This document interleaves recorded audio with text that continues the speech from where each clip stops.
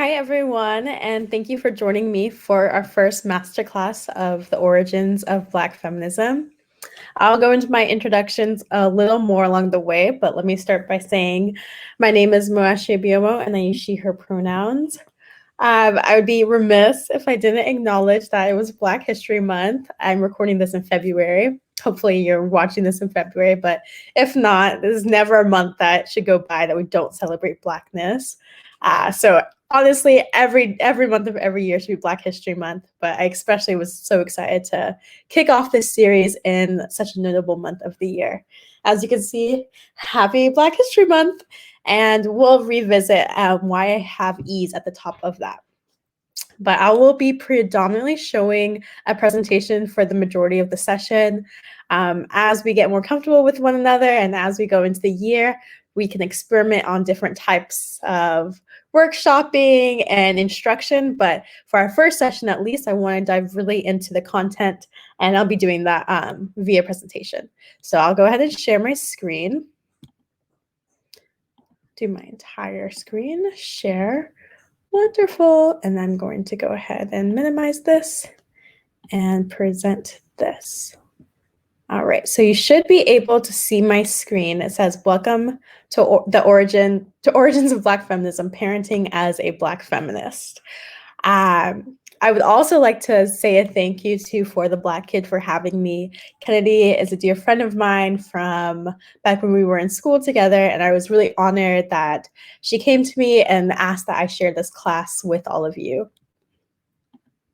So for today, we'll be going mainly through introductions of who I am, what the objectives are in this masterclass, what are some of the things that we want to achieve in our time together, and then most importantly, of course, what is Black feminism, and understanding the breakdown of the history, the movement, and really the origins of what we're going to be learning about in this masterclass series. So who am I? As you know, my name is Moashe Biomo. I use she, her pronouns. I graduated from Stanford University with a bachelor's in psychology and theater and performance studies. My concentration in psychology really revolved around early childhood development of ethnic and racial identity. So I took this and I did a lot of academic research, and I also put it into practice. I worked in educational nonprofits abroad and in the US that really centered around creating anti-prejudice and anti-racist curriculum. And so I've worked in Ecuador and I've worked in South Africa. And I've also, I'm currently based in Oakland, but I've done some work in the San Mateo County, helping teachers create curriculums that are identity safe. So learning how to create identity safe classrooms has been a huge tenet of my work. I'm currently my background is in mental health advocacy and early childhood development. I also teach. I teach this same class for high schoolers that range from 9th to 12th grade. And so a lot of the material I bring over from my experiences teaching them about the origins of Black feminism. And really, I hope that can be just as accessible for any age, really. And so a huge principle, a huge motivating guide of motivation for me is making sure that the content feels understandable. It doesn't feel like you're in history class or you're back in school taking notes, but it also doesn't feel out of touch with your own lived experiences. I'm also currently writing a book. The working title is It's My Pleasure, Exploring Sex Ed as a Path to Liberation. So really in that book, I'm exploring what sex education could look like if we reimagined it and we thought of identities like those that we see in the Black community, and we understand how are the politics of sex related to race and racism and power and systems of oppression.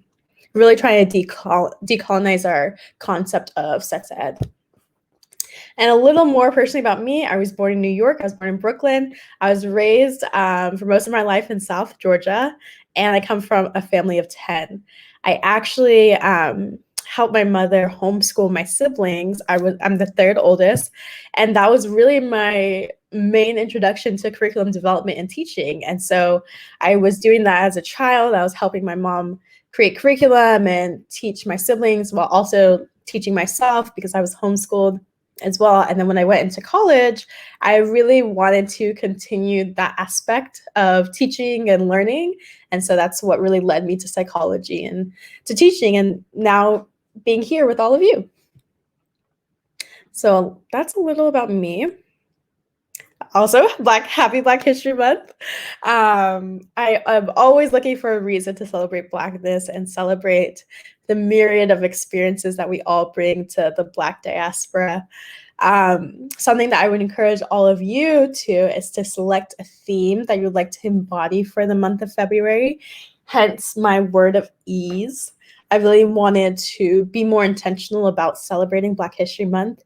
And not only, I think we hear and we see a lot around educational materials and learning more about this or watching this or donating to this org or supporting Black businesses, but it's really important for me, at least, to remind you all that part of Black History Month is taking time to restore your own capacity and to set time aside to celebrate your Blackness.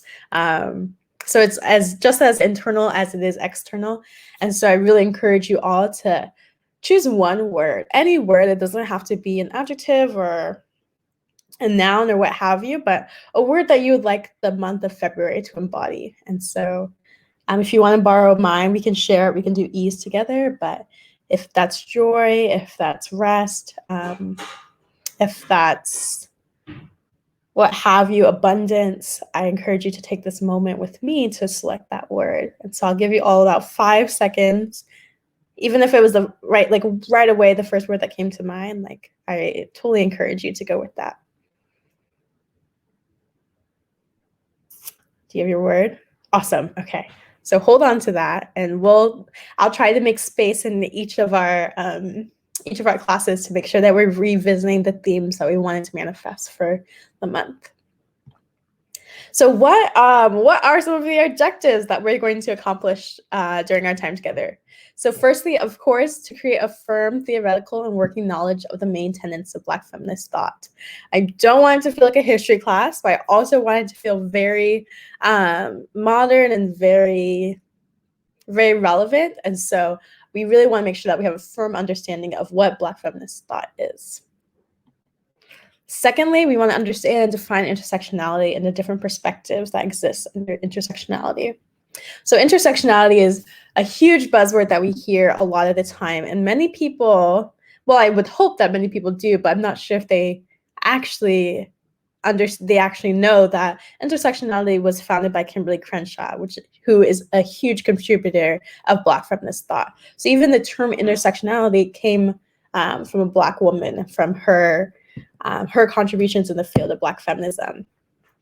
And as you'll see and as you'll understand about Black feminist thought, things are never as binary or apparent as they seem. There's always a way to nuance the conversation, complicate the narrative, and find that there's no black and white. And so that's the same thing goes with intersectionality, where intersectionality, most often people understand it to being holding various identities. But as we'll see throughout the course, intersectionality is a lot more than just having different aspects or facets of your identity. It's about power, and it's about privilege, and it's about the way that we don't live single-issued lives, in the words of Angela Davis, I believe, or Audrey Lord, one of the two. And lastly, we want to name key founders and contributors of Black feminist thought and their main contributions. So we'll be hitting on a number of household names, like I've mentioned, of Angela Davis and Audrey Lord, also Bell Hooks, Chimamanda Ngozi. I'm thinking off the top of my head, Ruth Gilmore, Alice Walker. We want to not only be familiar with these women's names, but also understand to some extent what they contributed and what and how their work really advanced the movement of Black feminist thought. I think this is a really great opportunity to point to the myriad of experiences that exist in Black feminist thought. Many people, or it might be tempting to believe that's a monolith. But even within the community and within the kind of thought leadership, Black feminist thought has become more than just one thing. And not only that, there's been internal discussions and arguments of seeing different points of view and different ways of understanding. So by no means are all of these women that I bring up going to be agreeing with each other, while predominantly they do have these same fundamental ideas, but because of the myriad of experiences that come behind it, you'll soon find out that it is by no means a monolith. And the goal for the class really is to give you all the tools and resources to be able to approach parenting from a Black feminist perspective.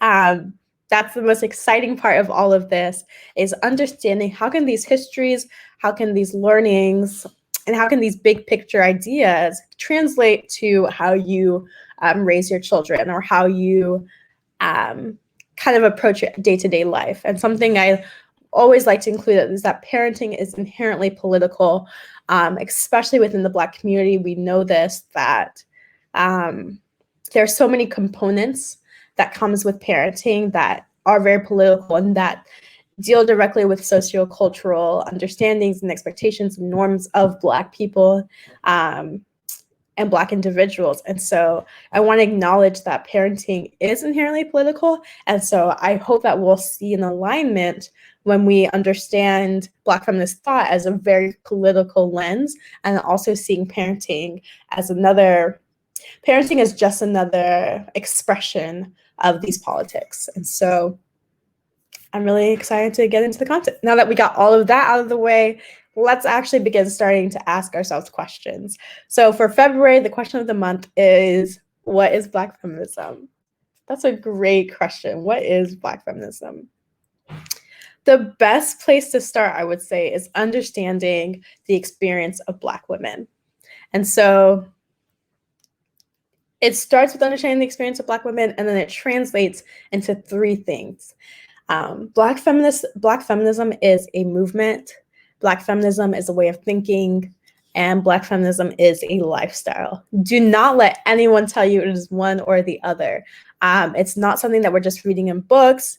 It's not something that is just kind of a byproduct of being a Black woman. Like, I'm sure there are many Black women who exist who are not Black feminists, and I would be remiss if I didn't acknowledge the extraordinary number of people who are Black feminists who do not identify as Black, and so, or as a woman. And so something that's really paramount is understanding the ways that Black feminism exists throughout the world, and it's not simply this academic way of thinking. It was a movement, it was a historical movement that translated into books and terminologies and essays and speeches, which then gave everyday people like the way to understand how they can incorporate into their own lives. And as we see today, even into like how we parent our children. So it's much more versatile than just being one thing. And so Black feminism is grounded in the experiences of Black women. Why is that? And what makes the experience of Black women so unique in this realm? I like to use this TikTok. I know it's TikTok, and I just like to make sure that I'm crediting it's really important for me to credit who I'm showing the knowledge from. And so I didn't want to pretend like this was my own work, but this was from a TikTok. The user goes by Jay. And so he says, people tend to identify most with the aspects of their identity that is oppressed the most, which is part of the reason why mixed kids tend to identify more with the Black in them. White women might identify more with their womaninity than their whiteness, and white LGBTQ members might identify most with their sexuality/gender identity. This, however, creates an interesting dilemma for white men and Black women. For one of the groups, neither the race nor gender is oppressed. For the other, both their race and gender is oppressed. And so I know that there is much more room and discussion in the first half of what Jay is saying about how people tend to identify. But what I really want us to focus in on is this last paragraph about white men and Black women. So for white men, neither their race nor their gender is oppressed, while for Black women, both their gender and both their gender and race is oppressed. And so this is a really helpful just like initial first pass of what Black feminism really tries to ground itself. What Black feminism really tries to ground itself in is that Black women hold two identities that are doubly oppressed: their racial identity and their gender identity. And so, of course, the way that you traverse the world, having both of those key parts of your identity being discriminated against, having prejudice, and working in systems of oppression will obviously impact and inform your worldview, right? So an example I like to say here, let me turn the screen black for a second. Right, an example I like to say is that as a Black woman, perhaps you have these ordinary occurrences in your life where you might go into the grocery store to buy eggs. And so you walk into the grocery store, and I've had this experience happen to me. And, the store clerk immediately eyes you, gives you the up, down, and then returns to their work. Then as you're going into the store, you have a few glances here and there. Someone asks if you need help with something. Maybe someone who works at the store asks if you need help with anything. You decline. You choose the eggs. You come back and you kind of pay for it and you go about your day. And so what should be an innocuous scenario of you just buying eggs at the grocery store can easily just be a vessel for the everyday experience of prejudice and racism to unfold, right? And so it's the question of what were the glances intended for? Why did someone ask you if they needed help? And these just these unconscious and very conscious biases that people may have, not just about your skin color, but also about your gender. And so, well, a lot of the women, now that I'll show you on the screen. Here we go. What a lot of the women in the 1970s found is that not only were their worldviews and their experiences being so shaped by being Black, it was also by being a woman.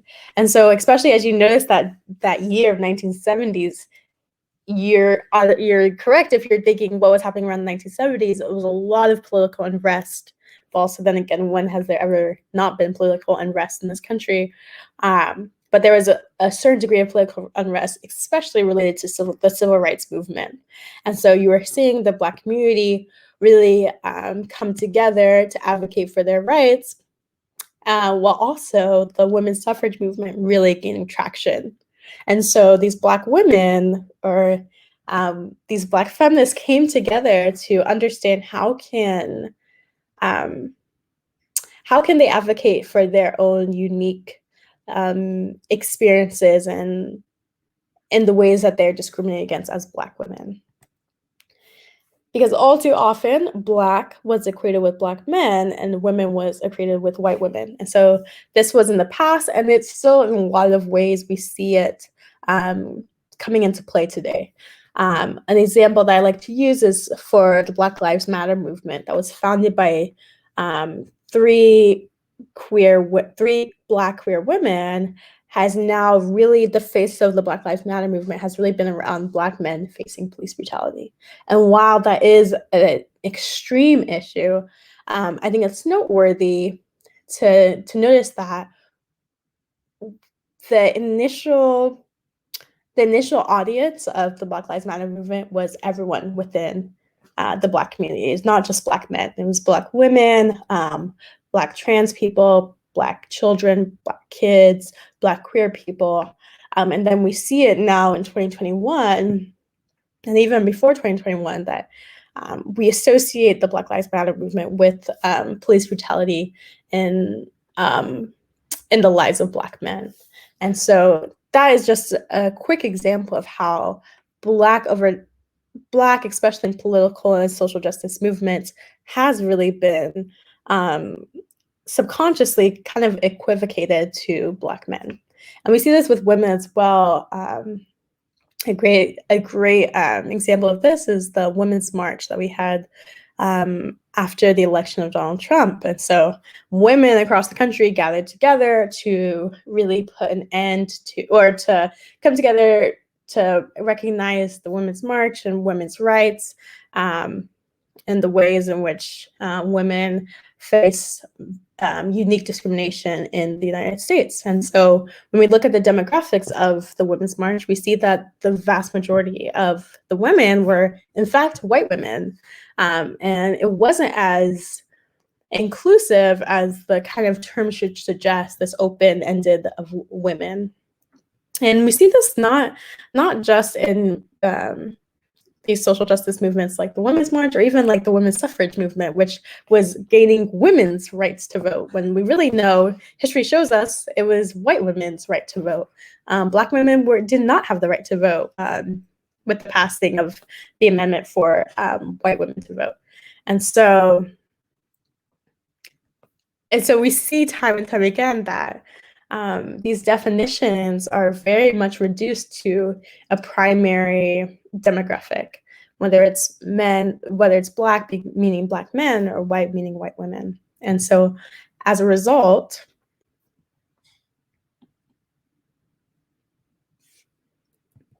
Black women were an invisible group whose existence and needs were ignored.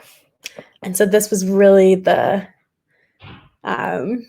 quiet before the storm that was the Black feminist movement, where these were the kind of conversations and the kind of ideas that were circulating of how are our own needs being advocated for in these groups, because it was a way to address the sexism, the racism, and the classism that influenced lives of Black women whose needs were essentially ignored by the Black men of the Black liberation movement and the white women in the women's movement.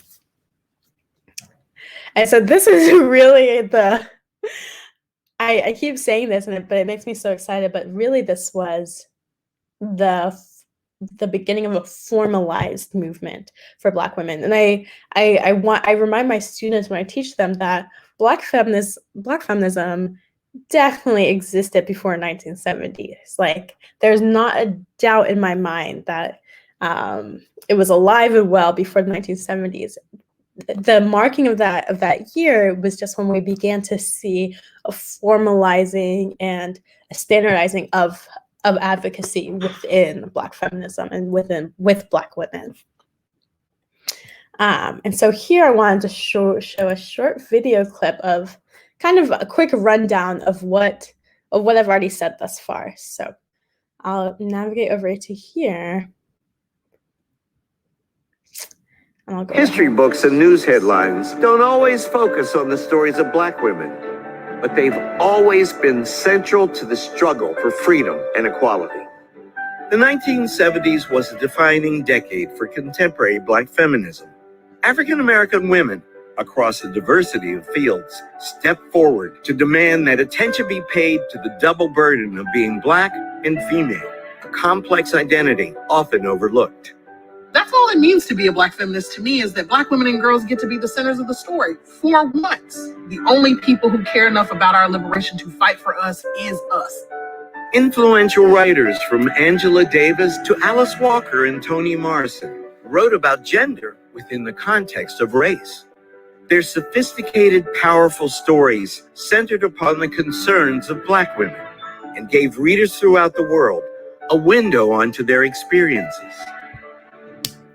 Shaped by the work of this generation of feminists, legal scholar Kimberly Crenshaw introduced the term intersectionality in 1989. She asked us to think about different experiences of womanhood or different experiences of being Black, and then to try to build policies and movements that address all of those moving pieces. In 2015, intersectionality was added to the Oxford English Dictionary. Crenshaw's concept has spread in influence, inspiring political action from Black Lives Matter to the Me Too movement. Black feminists continue their important work, focusing attention on the intersections of race, gender, sexual orientation, and class.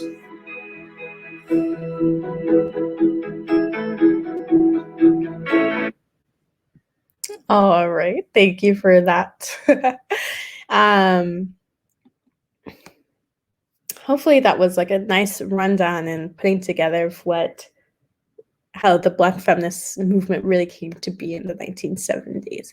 And as we go on in this class, we'll name specific events and specific people, but really the hope for this beginning class is just to have a good foundation of the theoretics behind the beginnings of the movement.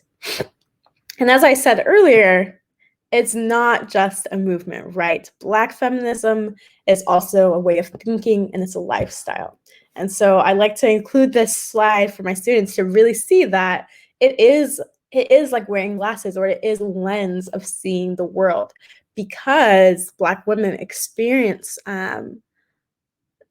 their experiences are so unique that you can take that way of that worldview, you can put it on, and you can see you can begin to ask better questions of how can knowing the experiences of Black women inform policy planning? How can it inform the way that we see an equitable future? How can it inform not only injustices, but how can it inform things outside of that purview, like something like parenting or community building, right? And so it's not as if it's just tied to this very kind of social justice or kind of movement-based thing. It's more so it's a frame of thinking, really. Okay, I feel like I've belabored that point, so hopefully you understand that by now. And something a really great concept that I like to bring up that W.E.B. DuBois speaks about is double consciousness. And when he speaks of double consciousness, it's not necessarily specific to Black feminist thought, but it's specific to the Black community. And so he references this in his book, The Souls of Black Folks. But basically, he describes double consciousness as the internal conflict experienced by subordinated or colonized groups in an oppressive society. And so he does, and so as I said, he says this within The Souls of Black Folks, which is a book that I'll be referencing throughout our time together. He describes it within his own Black experience, but it should be noted that he does say that it is experienced by any subordinated or colonized group in an oppressive society. And the way that I describe this to my students, it's as if having a superpower, which is a very positive framework, but perhaps it's a superpower that you wouldn't really want. But you can see the world in the way that perhaps your white counterparts experience the world as a blank slate, or as the TikTok denoted how white men don't experience oppression for their gender nor for their race. And so having that be the base in which you experience the world obviously lends itself to experiencing it without any preconceived notions of how you're being treated, or why you have to act in such a way, or why your group or members within your group are being treated a certain way. So double consciousness is like having this power to understand your white counterparts' worldviews, or the worldview and the lifestyle of someone who is not oppressed, and then obviously the experience of someone who is oppressed, because you, as someone whose identity, whether it's gender, whether it's race, whether it's sexual identity, is being oppressed, and so you have this ability to kind of like see the world for what it really is, and then see the world for how others might see it if they weren't aware of these systems of power. And so I kind of like to use that as another facet of understanding Black feminist thought, because it's almost as if Black feminist thought comes from having this double consciousness, but to a more specific extent, right? Because it's not simply subordination or oppression for one identity. It's for both dominant identities of Black women.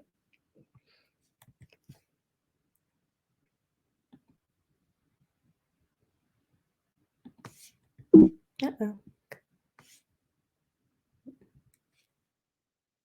Black feminism is also a lifestyle, is what I like to say. And so I have Tarana Burke here, who's the founder of the Me Too movement. And she quotes this first sentence, and then the second, or the next two are actually her own words. But in the quote, it's, "Why is it that the whimpers of white women are always heard louder than Black women's screams?" And then Tarana Burke says this, "It's going to take us making sure that we are taken care of. I have a girlfriend who's always saying, we all we got."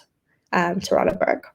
And so I included this specific quote. I included Tarana Burke because I love Tarana Burke. I had the honor of seeing her speak 3 years ago or so. And it was still such a, it was just such a affirming moment for me, seeing a Black woman on stage. And not only that, but a Black woman who's saying that when we center the experiences of Black girls and Black women, we can look out for everyone. And I can talk more about that after I finish this quote, but really Black feminism as a thought, Black feminist thought as a lifestyle is really understanding that lens and then bringing it to our day-to-day work. And so Tarana Burke kind of speaks to it in a way that it's fostering community, and it's fostering bonds and connections with those in the same group, specifically Black women. And so that's kind of how she interprets. That's one way that she brings Black feminist thought to her own day-to-day way of living. But going back to one of the other thing, in the first time that I heard Tarana Burke speak, she explained the society we live in as a top-down society. So you can imagine almost like a funnel where resource allocation, home ownership, access to employment, these are all things that exist, and as we go down in our society, it becomes more and more funneled. So the lower that you exist in whatever the societal markers are, the less access you have to these really important fundamental things. And so she points to, at the very bottom, Black trans women and Black trans girls exist, who they have the least access to the things that ensure safety and that ensure well-being and kind of these fundamental rights. And so she says, like, when we center these Black trans girls' experiences, if we make it our utmost priority and we put it on top of our agenda, that's not going to just take care of these Black trans girls. That's going to take care of everyone, because there's no world that we live in, specific to the United States, where promoting the needs of these Black trans girls will somehow take away from the resource allocation for, let's say, a middle-class white family, or a lower class family of a different race, or of who's non-Black. And so I think that really cemented my understanding of Black feminism as a lens and as a lifestyle, because it essentially shows us that when we uplift the needs of our most marginalized, we are taking care of the society as a whole. And so we see that example with Black Lives Matter. A really good example of this is that when we center the experiences of Black people who face harm and face death at the hands of police brutality, that doesn't just mean that only Black Lives Matter. It means that everyone is being taken care of. And essentially, by virtue of that, we are any kind of life, Latino lives, Asian lives, white lives, insert the blank lives, are also being thought of, because we are centering our most marginalized group and our most vulnerable population. All right, so that is all I have for our presentation today. Let me stop sharing. Find my way back to you. Oh, there you are. I'm back. Now that we got that all out of the way, I wanted to go down quickly to share the resources that I have and that I'll be referencing throughout this class. And so I have a big book of I have a big pile of books over here that I'll be using to inform my class content, my instruction, and a lot of the way that I approach the work. And so I encourage you all, if you want to kind of follow along or do some independent reading of your own, please look into these books. It's not exhaustive, and though it's not exhaustive, I will say it is pretty paramount to the content that we'll be going over. And so firstly, we have, as I mentioned, referencing W.E.B. DuBois, The Souls of Black Folks. And so it's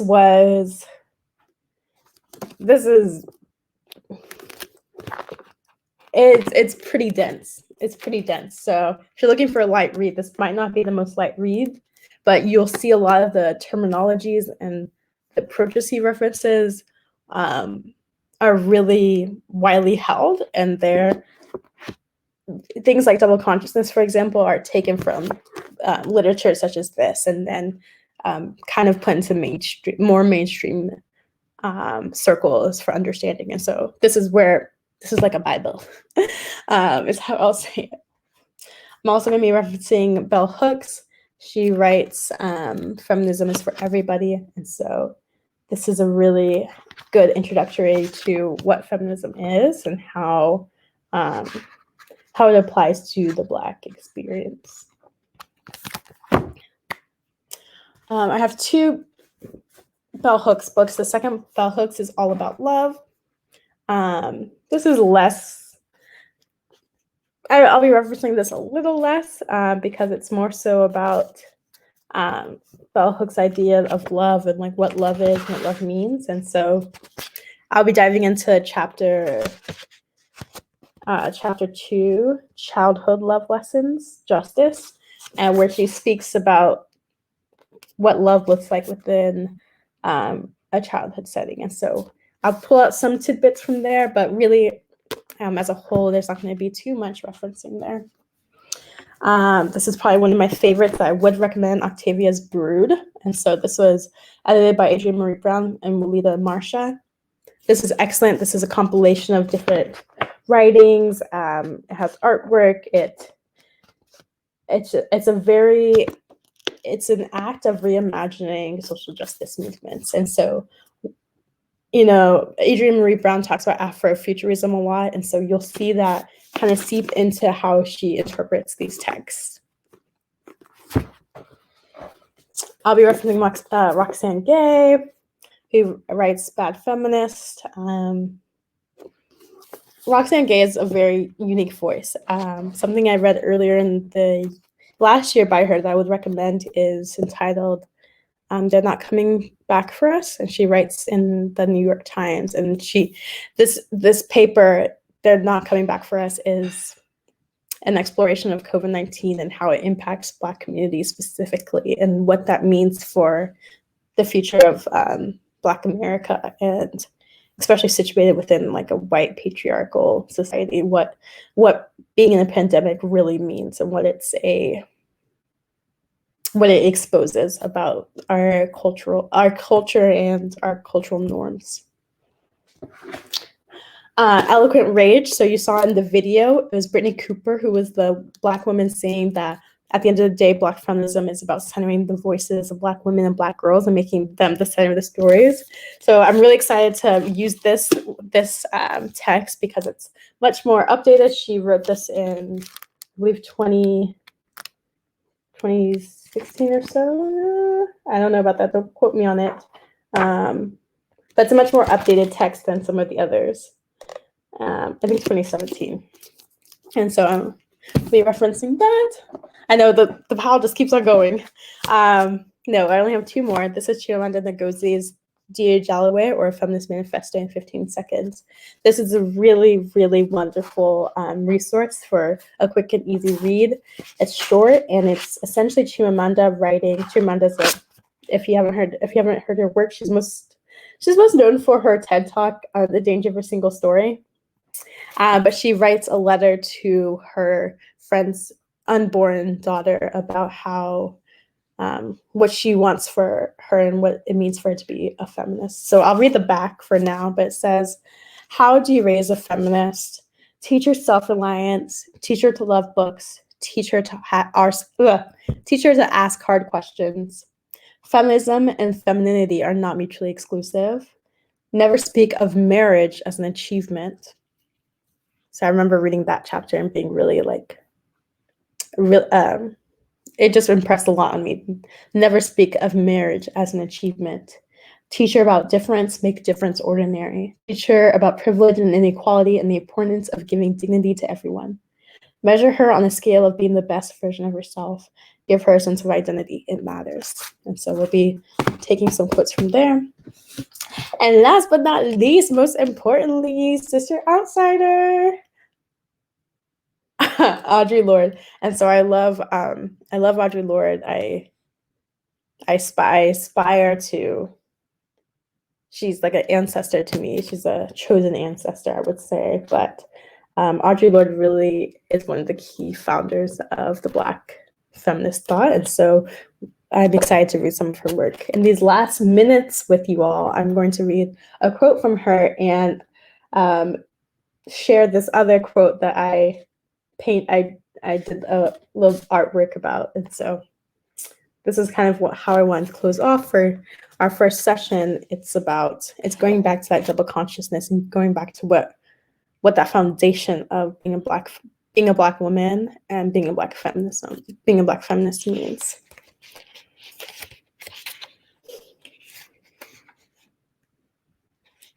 Okay, so Lorde writes, as we learn to bear the intimacy of scrutiny and to flourish within it, as we learn to use the products of that scrutiny for power within our living, those fears which rule our lives and form our silences begin to lose their control over us. So if you missed that, Lorde is really saying that as we, and I assume we as Black women, she says, as we begin to bear the intimacy of scrutiny, so as we begin to understand and come to terms with this constant scrutiny that we receive as Black women, and we can still begin to live our own lives under it and flourish in it. So like we see the scrutiny and we still have a sense of, we cultivate our own senses of autonomy and of agency, even despite the scrutiny. Then we begin to use the products of that scrutiny for power. And those fears that rule our lives and form our silences lose their control. And so, I mean, I don't know if y'all are feeling that, but I think that just hits home for me, because it's the sense of the scrutiny exists. We know this. We know the trauma that is unfortunately comes with holding these identities.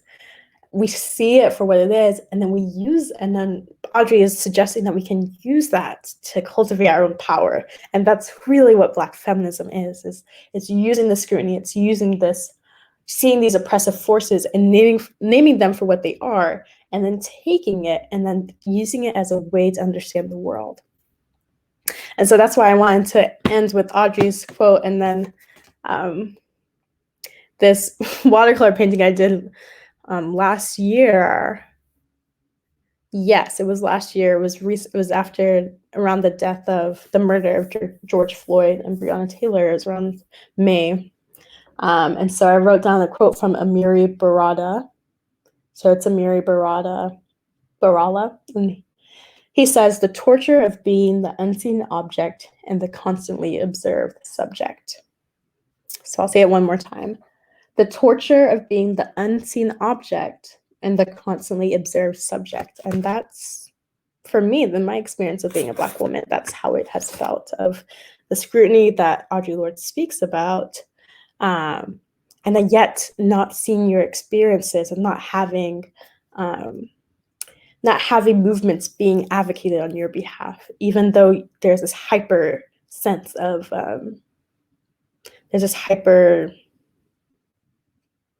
scrutiny, there's this hyper sense of being observed, yet the products of it aren't necessarily in your favor. You see yourself even less in the world around you. And so I wrote that, and I've kept it with me ever since, and I wanted to share with all of you when we are going into this content, because it's very personal, it's very it's personal, it's identity-based, and I think it can be just as easily as it can be kind of burdening, it can also be incredibly empowering. And so I'm trying to lean more with the empowering side of things, and I hope that we can grow together in that in our time together.